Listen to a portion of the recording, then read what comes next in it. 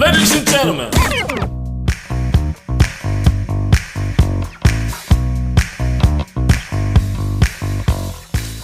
Bine v-am regăsit, sunt al vostru Daniel, iar astăzi o să gătim mult așteptatele edamame. Știu că poate mulți dintre voi nu ați apucat să mâncați edamame. Sunt extraordinare din punctul meu de vedere, foarte ușor de făcut. La noi le găsiți exact așa împachetate, au 400 de grame per pachet.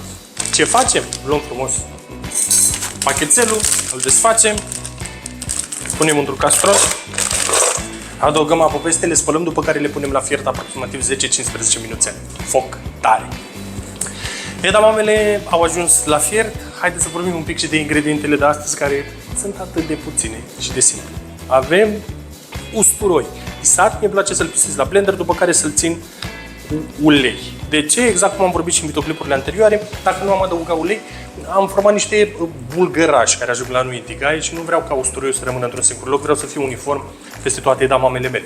Al doilea ingredient, uleiul. De ce? După ce le fierbem în 10-15 minuțele, le tragem un pic la tigaie. Bineînțeles, nelipsitul MSG, monoglutamatul de sodiu, va ajunge și el în preparatul nostru. Nu cred că e cazul să mai adăugăm sare, în cazul în care simțiți de voia, nu am absolut nimic împotrivă. Dacă vrem să fie și un pic picante, putem să folosim fulgi de chili, putem să folosim pudră de chili, putem să folosim pastă sambal, așa, sau putem să folosim chiar ulei picant. După ce edamamele s-au fiert și sunt gata, mie place să le pun într-o, asta e o strecurătoare specifică chinezească, dar este important să le luăm și să le clătim sub jetul de apă rece. De ce? Vrem să oprim procesul de gătire. Le clătim în apă rece, le lăsăm la scurs, după care ne pregătim tigaia, uleiul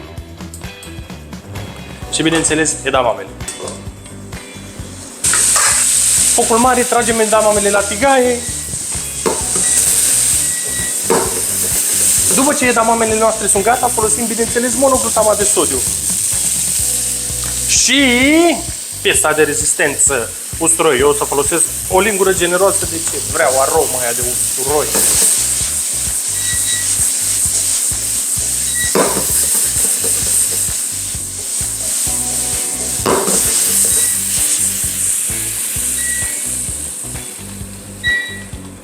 Și edamamele noastre sunt gata, arată minunat, oricum o să vă las niște cadre cu ele și, bineînțeles, ca de fiecare dată, testul gustului. Atenție! Nu le luăm și le mâncăm cu tot cu coace. Am mai văzut treaba asta, este greșit. Le luăm și le spargem, să zicem, ca pe semințe. Hai să o luăm așa.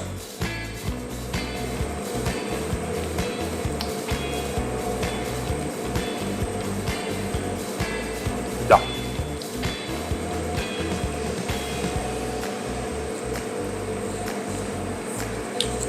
Ajungem la BC. Vino mai aproape. Avem păstaia de edamame. Toată savoarea, în mare parte, este în exterior. A ajuns și în interior cu siguranță. De ce? Datorită temperaturilor la care au fost expuse. Dar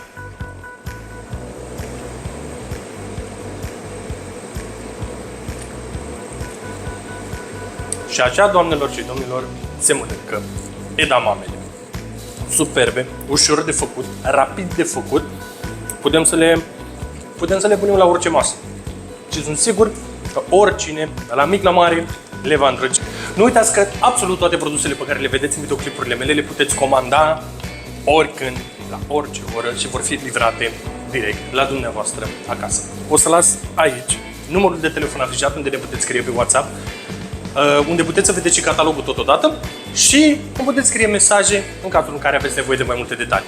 Până data viitoare, Daniel vă urează o zi cât se poate de plăcută și ne revedem la următoarele rețete.